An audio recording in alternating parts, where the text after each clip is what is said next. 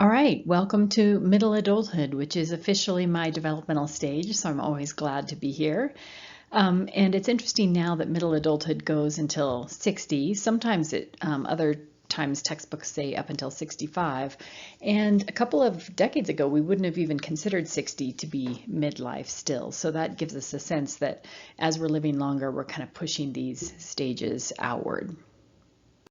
So what we're going to see is that there are physical declines in middle adulthood, but they're more mild than they are after the age of 60. Okay, so fill in the blank here. No single variable affects quality of life in middle and late adulthood as much as blank. What do you think? When I open this up in class, people guess things like social support or exercise or health, and the answer is health. And so things like eating well, exercising, not smoking are going to come up repeatedly as we complete our adulthood stages. And so what you can see here is that your health status score generally does decline by age, right? That starts from 20 and goes to 100. So of course it's going to be declining for everyone, but then you can also see that money matters. And so when you are in a higher or upper kind of middle income country, then your health status is generally higher on average than those in low income or lower middle income. So generally aging is divided into two areas, what's called primary aging, which is more universal, that it's gonna happen to you no matter what. The gray hair, the wrinkles, the age spots, the weird hairs growing out of your ears, changes in hormones, things that you don't have a lot of control over. And then there's secondary aging, which is basically your lifestyle habits, even earlier in life, now have a strong effect on how well you're aging, right? So we do know that smoking cigarettes can increase age spots or wrinkling, right? And how drinking might affect you over time, or lack of exercise. So secondary aging is more about lifestyle factors that can influence the aging process. Okay, so let's talk about changes in sensory abilities that are happening in midlife. So we think about the five senses, right? The one that we see the most declines in these ages of your 40s and 50s is your vision. And so people become increasingly farsighted. So for example, and that's having difficulty seeing things up close. So I was never farsighted in life. In fact, I was very nearsighted for 30 or 40 years. And then only in my late 40s have I become farsighted, meaning that I have a hard time seeing things up close, and I'm kind of holding things either at a distance, using a light, right, pulling them closer to my face, all those kinds of weird things that people do, making the apps on my phone bigger. Let's see, so people are often getting bifocals, right, which allows them to see at a distance and then also to see up close to account for that farsightedness. Hearing also declines, although generally it holds pretty steady until mid-50s, and then that's when we'll see more changes, but some people it's sooner. Hearing is dependent upon how much noise you've had in your daily life up until this point, in your earlier years. So were you a factory worker or living in a noisy environment, then you'll experience more loss. Men on average experience more loss from women, and it's unclear to me whether or not that's biological or if that's about maybe working in more noisy environments. But certainly people who are in more rural villages don't experience much hearing loss if they haven't been exposed, as much hearing loss if they haven't been as exposed to noise. One of the cognitive effects of having your hearing decline is your brain has to work harder, right, to take in the information because it can't hear it very well. And so then you're seeing kind of this cognitive side effect of not maybe learning or processing as well because you're missing things. Okay, so let's talk about some specific hormonal changes for women, and then we'll talk about for males as well. So for females, in their midlife experience menopause, which is the cessation of menstruation, essentially, when your periods stop. And you're not officially in menopause until you haven't had a period for a year. What a lot of times people don't know is that perimenopause, this period where your hormones are fluctuating and declining, can happen for up to a decade prior to the cessation of the period until you officially enter menopause. And so that's called perimenopause. And whereas, as we're going to see with testosterone, those declines are more gradual. Progesterone and estrogen can be kind of surging and then declining, can kind of be more dramatically up and down and then stop really abruptly. Medical professionals sometimes refer to it as like you've gone off the cliff in terms of your hormones. They've just dropped very dramatically. And there can be a lot of challenges associated with these changing hormones. We often hear about hot flashes and night sweats, but it's also things like headaches, depressed mood, joint and muscle pain, actually, which is not so well known, heart palpitations. So I had a friend who was having basically a stuttering of her tachycardia, stuttering of her heart, until she went on estrogen, right? And then that stopped. Maybe mentally not feeling like you're functioning as well, like you have a little bit of brain fog. However, some of these symptoms vary across cultures. So you may have read in your textbook that, for example, Japanese women don't show a lot of hot flashes. And one reason we think is that could be that soy in some ways mimics estrogen. And so because the Japanese diet includes more soy, it's kind of buffering them from some of the menopausal symptoms. Your book says that maybe only about 10% of women experience symptoms. I question that number. I feel like that's potentially higher. Hormone replacement therapy has been controversial. It was actually pretty accepted until the early 2000s, and then the Women's Health Initiative, WHI, was a large-scale research study that suggested that there was an increased risk of heart attack, stroke, and breast cancer. But now, and so for years, it basically caused tens of thousands of women to go off hormones very quickly. But then more recent reanalysis has suggested that actually their findings were overstated, perhaps non-significant, had some control group issues. And in fact, HRT reduces the risk of heart disease, breast cancer, dementia, and osteoporosis. And so there's a relatively new book out called Estrogen Matters. If someone you love is kind of going through the perimenopausal symptoms, it's a good one to read. And it's just something we're going to have to keep an eye on and follow the latest research to see what's happening. All right, so as I mentioned, testosterone declines more gradually, so you don't necessarily drop off a cliff hormonally when you're into middle adulthood. Less testosterone is associated with lower libido, lower sperm quantity and quality, which can mean a higher risk of creating a child that has autism or other birth defects. It also can mean that you have less likely to impregnate someone. Lower testosterone is also correlated with lower energy, lower sexual performance, decreased muscle mass. And of course, we hear a lot about ED or erectile dysfunction, and the little blue pill or Viagra, also called Cialis, which counteracts some of the erectile dysfunction issues seen with lowering testosterone by increasing the blood flow to the penis.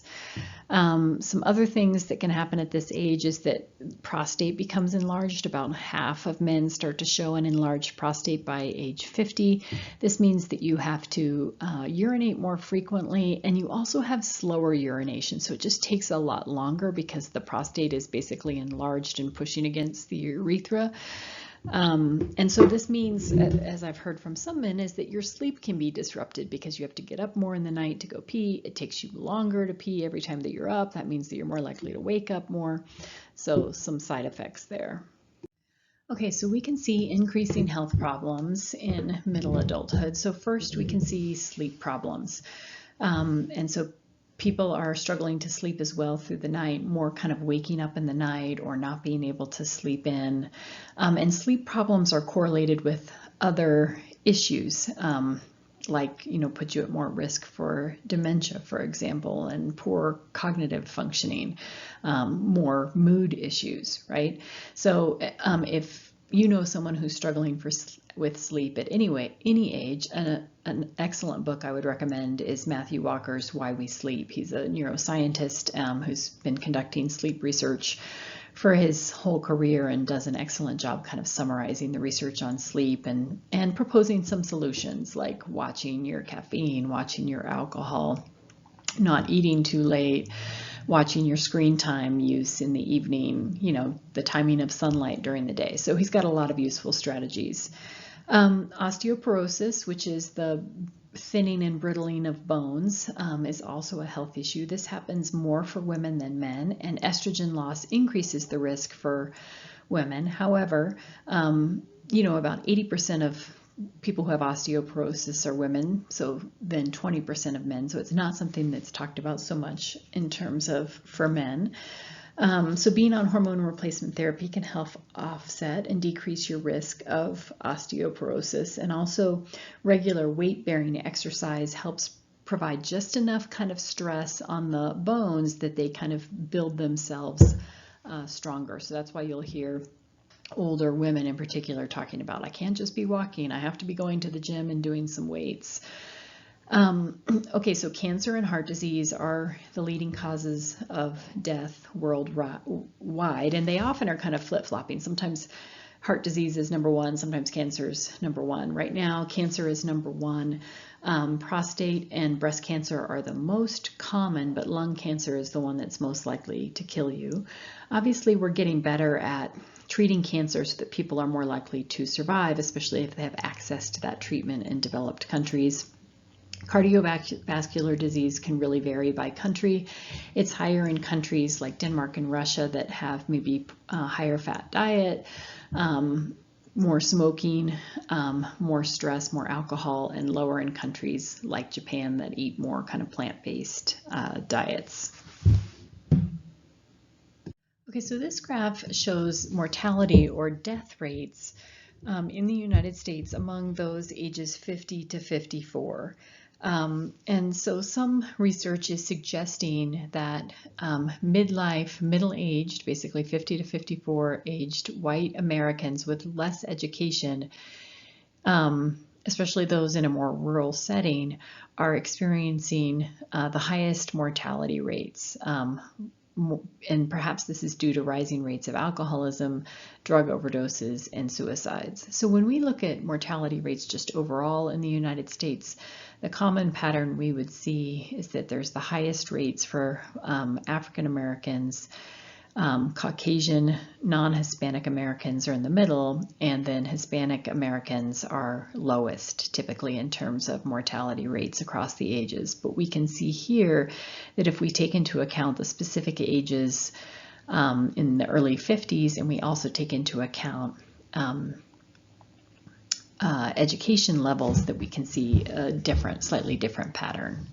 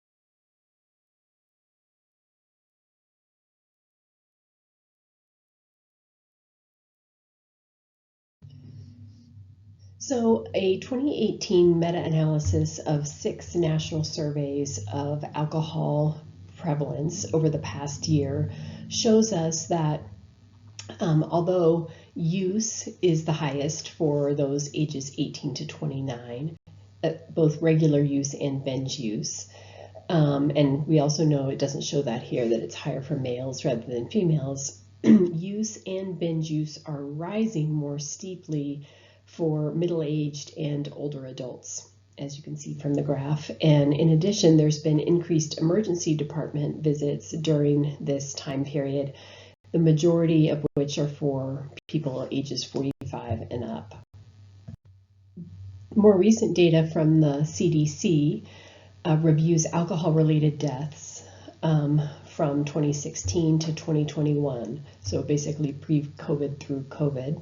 It includes 58 possible causes related to alcohol use. These can be chronic alcohol use, including those that are 100% attributable to alcohol, like alcohol-related cardiomyopathy, alcohol-induced pancreatitis, alcohol-induced liver disease, and then it also includes other chronic diseases that are known to be influenced by alcohol, such as some cancers, heart disease, liver disease, pancreatic disease. And then it includes acute deaths related to alcohol, such as alcohol poisoning, car crashes, and other accidents like drowning, and suicide when alcohol was involved.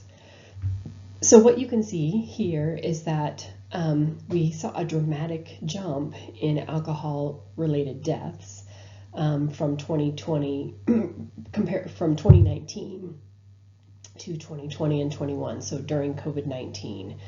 And it's also, as you can see, much higher for males than it is for females. We don't yet have data on whether or not this is still rising or this was just a blip in COVID and now we have a downturn.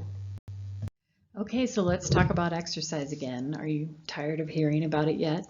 So as we might imagine, in middle adulthood, exercise certainly predicts your physical health, a lot because it improves your vascular health, which is all associated with your blood vessels, and also decreases your risk of being overweight, which puts you at risk for a lot of other things. But what research is also suggesting that having good vascular health can also be protective in terms of developing dementia later on in life. So people who are active in their midlife are half as likely to develop dementia later in life compared to less active individuals. And the picture there is of my husband on a mountain bike. Okay, so with that, let's go ahead and transition into cognitive development in middle adulthood. Okay, so let's talk about what's happening with intelligence in middle adulthood. So generally, we can divide intelligence into two areas, fluid intelligence and crystallized intelligence. And fluid intelligence, we're seeing some declines in the middle adulthood years. Some areas more dramatically than others. And in crystallized intelligence, we're either kind of seeing some peaking or some holding steady. And this research has been based on the Seattle longitudinal study of over 5,000 young and middle-aged adults that started in 1956 and has been continuing. So what you can see there, the areas where we see declines are perceptual speed. That's the green line, so that's obviously the most, and that's like reaction time or processing speed. And so I noticed this a lot in playing games with my kids. So when my kids were younger, my reaction time was a lot faster. We had to play games where you had to match things quickly or punch a button or something like that. And up until 4 or 5 years ago, I could crush my kids. And it was quite thrilling, right? But now I am clearly the loser in any game that requires reaction time. Now, obviously, there can be variability there. My husband's still holding up pretty well compared to me, I think, in some perceptual games. But if you just imagine even reaction time during driving, during sports, during things like video games. And then we also see some declines in spatial orientation and also numeric ability, so being able to solve math problems, especially kind of quickly. Where we see good things in middle adulthood is with crystallized intelligence. And so verbal memory, so your memory for words and your ability to use them, is generally going strong. Your inductive reasoning ability, so your ability to kind of look at data and come up with, hypotheses or conclusions or explanations for things, is still really strong. And so then what this means is that expertise, which we talked about in young adulthood, is really peaking in middle adulthood, this kind of knowledge base that you've required. And you also have what's called automaticity and flexibility in your problem solving. So automaticity is that you've done things enough that you don't have to think that much about them anymore. It's kind of this automatic process. It doesn't require a ton of mental effort. So that saves you a lot of mental energy. And yet at the same time, your brain is still fairly flexible. It's got some plasticity in it. And so you still can kind of adapt and have some levels of creativity. Okay, so thinking about work in middle adulthood, obviously there's a wide variation here, but for the most part, job satisfaction peaks on average because you have more expertise, like we've talked about. You have more authority, more power. You might be earning more money, and you've got more kind of acceptance of your professional life. You've made your peace with what you're doing. Yet we know that dissatisfaction can still occur. Some, women are still experiencing a glass ceiling, kind of not being able to advance as far as men. People might be experiencing burnout due to kind of overwork or just tired of what they're doing. And so it can also be a time where people can be reevaluating what they're doing and making some changes. If you lose your job during middle adulthood, this is a challenging time because it's harder to find work again at this age, probably for a couple of reasons. One is because you are earning a higher wage and it's harder to find a job that is that's not at entry level. And also you're perceived maybe as less tech savvy, or you're perceived kind of as a short timer. So there can be some penalties in trying to find a job during middle adulthood. Another factor when we think about work is just the number of vacation days that we get in the United States as guaranteed by federal law. And what you can see is that's zero. There is no federal law kind of mandating vacation days for everyone. Certainly there are countries that work more hours per week than us, but we are one of the countries in the world that works a lot of hours on average per week.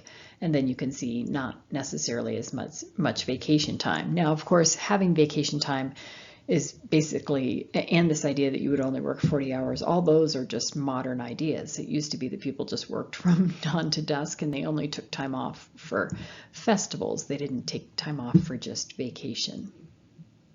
Okay, some other things that are influencing our experience of work, and this is for everyone, but I'm mentioning this here in middle adulthood, is that the way we are thinking about work has shifted in the last several decades.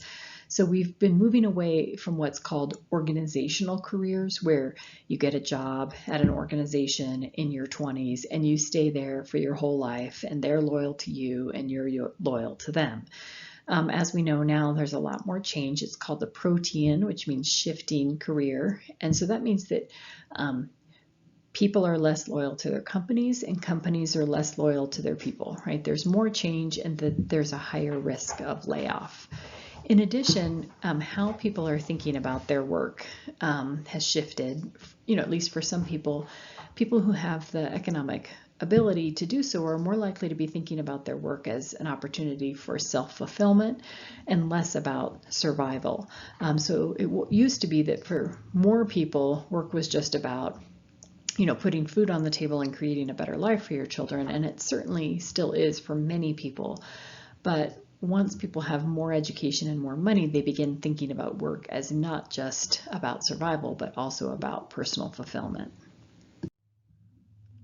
Okay, so let's get into emotional and social development in middle adulthood. So research has been kind of mixed in physical, maybe a little bit of a bummer news, a little bit mixed in cognitive, but the news is a little bit better, I would say, in emotional and social development. Okay, so in general and on average, self-development peaks during middle adulthood, so people are more accepting of who they are. and feel more positive about that. They, again, as we've talked about with expertise, have more of a sense of environmental mastery. They've been doing their lives for a long time now, maybe doing their jobs for a long time. They feel more comfortable with their roles and responsibilities. They have more maybe control over their environment. They don't have little kids at home, right? They have more control over their time and their days. And based on their life experiences, they tend to be more psychologically adaptive. And I noticed this in my father-in-law when he was around this age, and he came to help my husband and I when we moved into a new to us house that needed a ton of work at a time when I was also pregnant and getting ready to start a PhD program and was really overwhelmed. And he was staying with us for a couple of weeks and helping us do all kinds of home repairs. And I remember kind of turning to him and saying, "How are you not completely overwhelmed by all this?" And he said, "I stripped that gear a long time ago," right? He's just not as overwhelmed or frustrated as he was when he was younger. And so that's kind of that example of being more psychologically adaptive. In collectivist cultures, the sense of self is going to be even more reliant on kind of relationships with others. So closeness to adult children or still young children, feeling a sense of personal fulfillment in children's success. Okay, so when we think of middle adulthood, I bet you maybe already thought of a midlife crisis. It's one of our more kind of famous concepts in middle adulthood or midlife. And Carl Jung, who was the Swiss psychologist, coined the term, believing that midlife could be a time of feeling confusion and turmoil. But research hasn't really supported consistent evidence of a midlife crisis. Maybe about one study found about 25% of middle adults would report experiencing a midlife crisis. However, we do know it's a 20-year period between 40 and 60, so lots of negative life events can occur. Deaths of loved ones, health issues, job loss, divorce, and all of these negative life events can make you feel like a potential crisis situations or can make you kind of reevaluate. So people in midlife often report some sort of life evaluation, right, where they're taking a pause, things have slowed down, perhaps they've been, things maybe have gotten a little bit more stable or more predictable in their life, and they're often thinking, what is it that I want to be doing for the rest of my life, or do I want to make any changes? And so I'll be curious to hear if you have any reactions to this in your own experiences with your parents, who has experienced a midlife crisis, who hasn't. For my own parents, my mom really did experience a midlife crisis. Her mom died when my mom was just 38, and she had been a stay-at-home mom up until that point, and it kind of threw her into this crisis of trying to really figure out what she wanted to do with the rest of her life, and that's when she went back to school to become a marriage and family therapist. I hope you'll take some time to listen to this short and interesting TED Talk on the idea of a midlife crisis. So let's talk about the sources of stress and joy in midlife, and I'm pulling from that book, Getting to 30, which we talked about in Emerging Adulthood. So you can see there that the number one source of stress in midlife is work, although people also rated work as good or excellent. So work can be both a source of stress and a source of fulfillment. But for about half of middle-aged adults, money was a stressor. For about a third, relationship with kids. Another, close to a third, relationship with spouse or partner.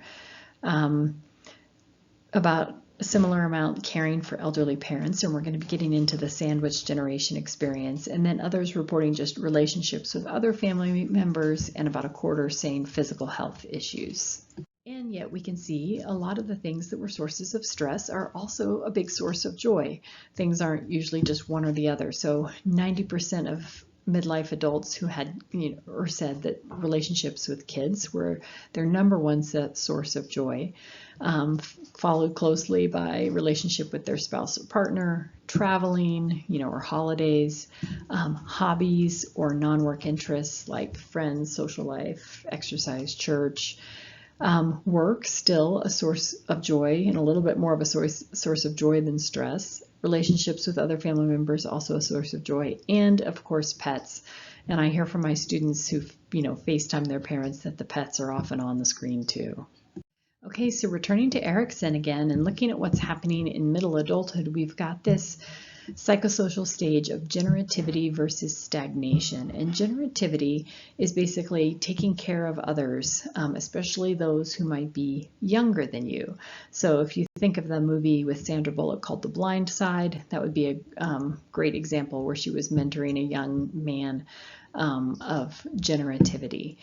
And I noticed that, for example, when I was a graduate student, that my PhD advisor was certainly advising me because it was part of her job, but she also seemed to be doing it because developmentally she really wanted to kind of give back to younger generations and kind of help them in their career process.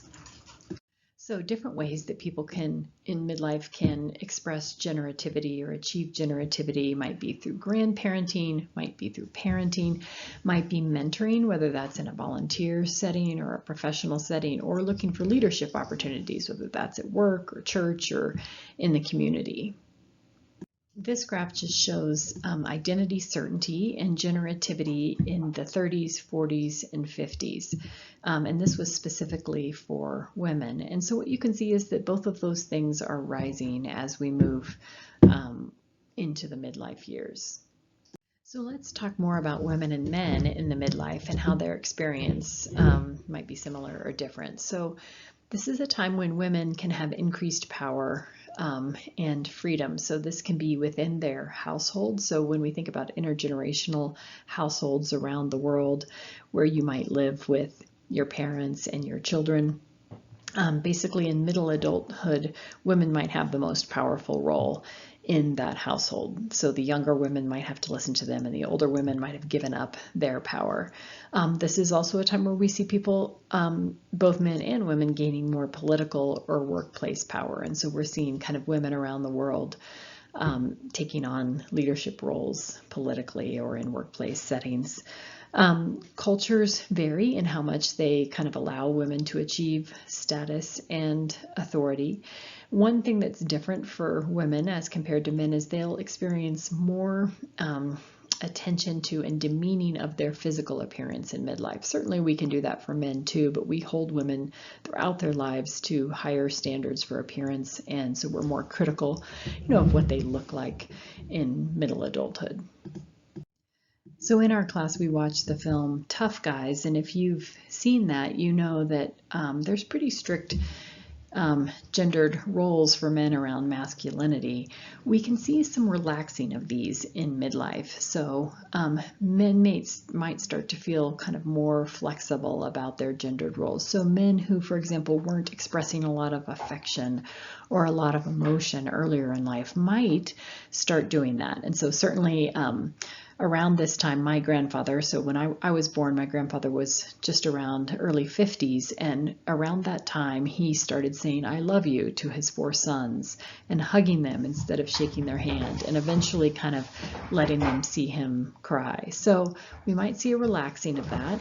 Marital roles become a little bit more egalitarian, so women are still doing more household labor, but men on average are contributing more as they get older.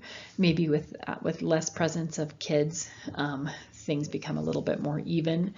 And then we do see men becoming increasingly involved as grandfathers. Now this can really vary. We still know that grandmothers are more involved than grandfathers, but some men are seeing grandfathering as basically a second chance, especially if they had engaged more in the breadwinner role when their children were young and maybe not been as involved as they want. They might look for opportunities to kind of have more fun and engage more with grandchildren.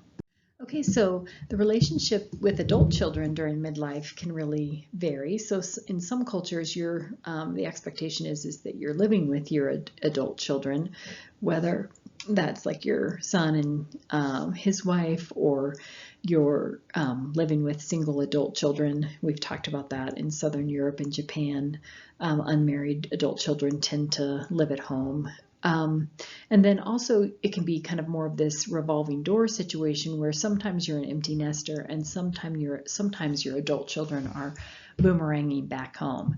And In terms of the empty nest, that seems to be, a little bit more of a US phenomenon, and it can have pros and cons. So parents can be depressed or sad or struggling to have their children leave, or they can be kind of happy to have their freedom. And I'll be interested to hear what your experience has been in your family. So this is, again, from the book Getting to 30. And the authors made this interesting point that there are some parallel processes happening when you're 25, for example, and when you're 50.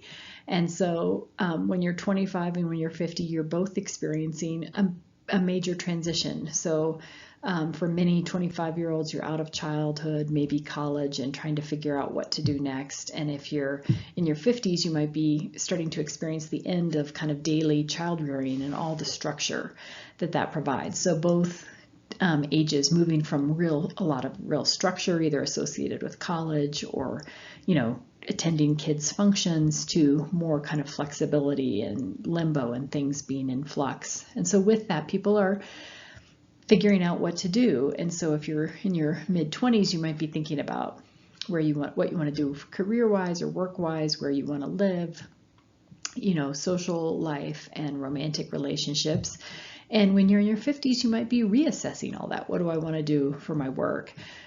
How's my housing? Do we need to get the big dream house now? Do we need to downsize because we don't have kids at home?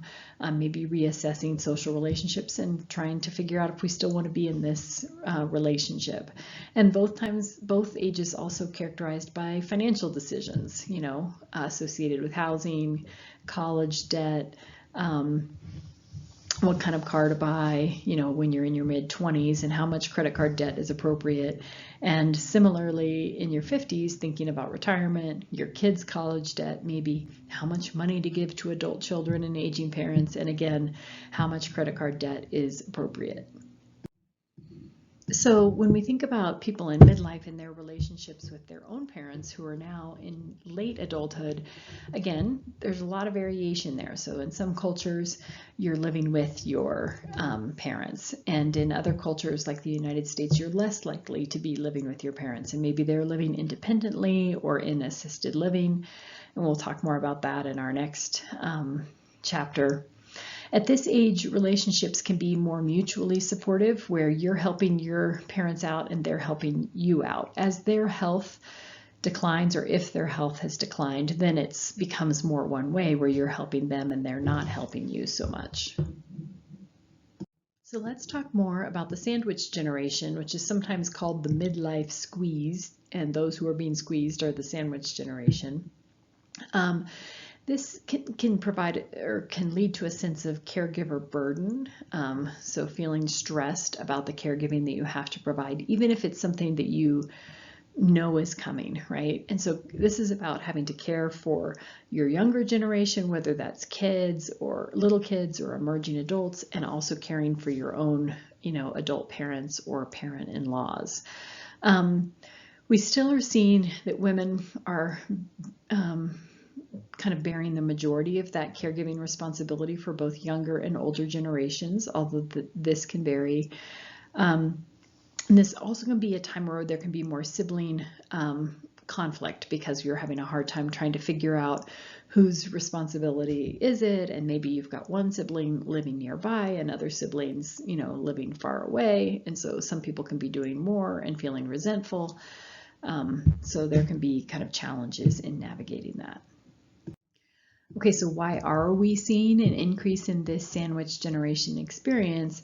And it's due to a number of things. One is that we've got this increased life expectancy. So we've got people living longer in late adulthood, and so needing more care for a longer period of time. We've also got more women in the workforce, so women have already kind of other responsibilities if women have been the ones who have been primarily the caregivers, and now providing care for younger and older generations on top of paid employment is more stressful.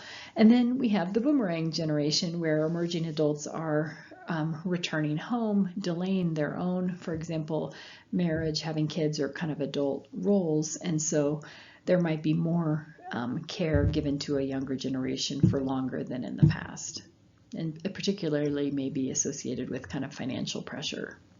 Okay, so on the one hand, in midlife, you're seeking a sense of generativity, and so helping a younger and an older generation can have positive effects.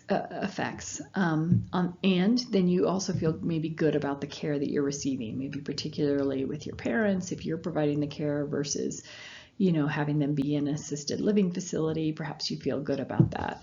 Of course, the downsides are that you can feel exhausted and overworked, which can lead to more anxiety and depression. You can have more financial stress, and you can struggle to take good care of yourself. So when we look at, things like self-care, these are easy things to say and hard things to do, right? Getting exercise and putting time into fulfilling relationships, but also just figuring out how to be creative with resources and maybe doing more to share responsibilities with siblings or hiring a caregiver if you can afford it. I have a friend who's been caring for her adult parents here in town, and one kind of creative way that she utilized resources is among our circle of friends. There were women who weren't working full time, and she hired them to basically do a lot for her parents, to take them to lunch, to check on them, to drive them to doctor's appointments, because she was still working full time and struggling, even with her siblings in town, to meet all of those responsibilities for her parents. And so one way that she kind of utilized her resources was just paying her friends.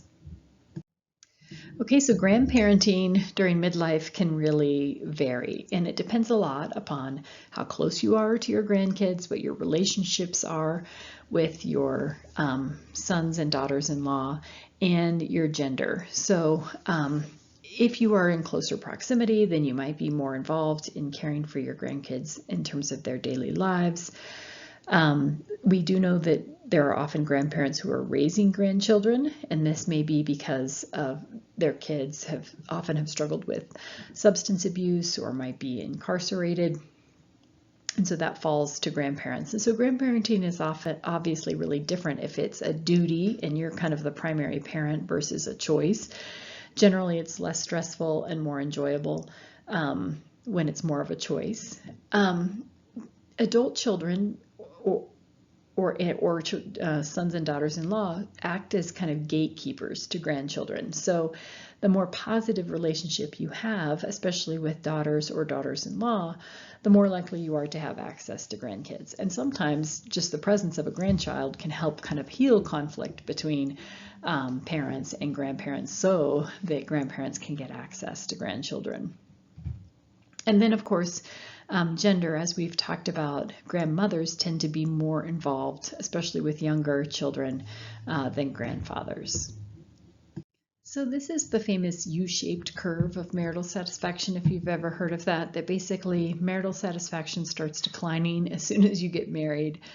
Then it plateaus and then begins to increase. And so remember, the majority of divorces happen during the first 10 years of marriage. So I think what happens around that plateau is the people who were really unhappy have divorced. And so the people who are left, right, are kind of evening out their relationship satisfaction. And if you're still staying together after 20 years of marriage, then it's on average going up and you have less stress. Maybe your kids are gone. We'll get to, however, divorce, and that's still occurring. But for the people who are staying married, the good news is that marital satisfaction is usually going up. You can also see that on average, marital satisfaction is higher throughout the lifespan for husbands than for wives. So this is on heterosexual couples typically. And what we would speculate on that is that women have carried kind of a disproportionate burden of labor, having less leisure time, maybe kind of higher resentment, perhaps different expectations, and so that might be reflected in the marital satisfaction. Okay, so again, most divorces occur within the first 10 years, but even about 10% of divorces do occur after 20 years of marriage, so people are sometimes staying together for the kids and then divorcing later. What these graphs show us is just the change in the divorce rate between 1990 and 2015 over a 25-year period. So you can see that for ages 25 to basically close to 40, divorce rates declined, but for ages 40 to 49 and over 50, divorce rates have been increasing. And this could be that it took a while for older generations to kind of lose some of the stigma around divorce, and so we've been seeing those rates go up in recent years. Midlife divorce is associated more with falling out of love. Many people will report feeling like the marriage was over for years and it just took them a while for them to divorce. Women generally have a harder time following a divorce than men. On average, only about a third of midlife women remarry, and they experience poor financial status. Lots of research has shown that when a heterosexual couple divorces, men's income continues to rise and women's usually declines. Because men have been more likely to have been ideal workers and kind of built up a higher income level, and women have maybe been sacrificing careers to stay at home and take care of kids and don't have basically as much career equity built up. Okay, so let's finish by talking about sexuality in midlife. So this varies around the world. Some cultures like the United States still place emphasis on sexual activity throughout the lifespan, and other cultures like India don't place as much emphasis on sexuality and might emphasize more spirituality. And then even within a culture, there's lots of variation. But overall, we would see that sexual activity does decline from your 20s and your 30s.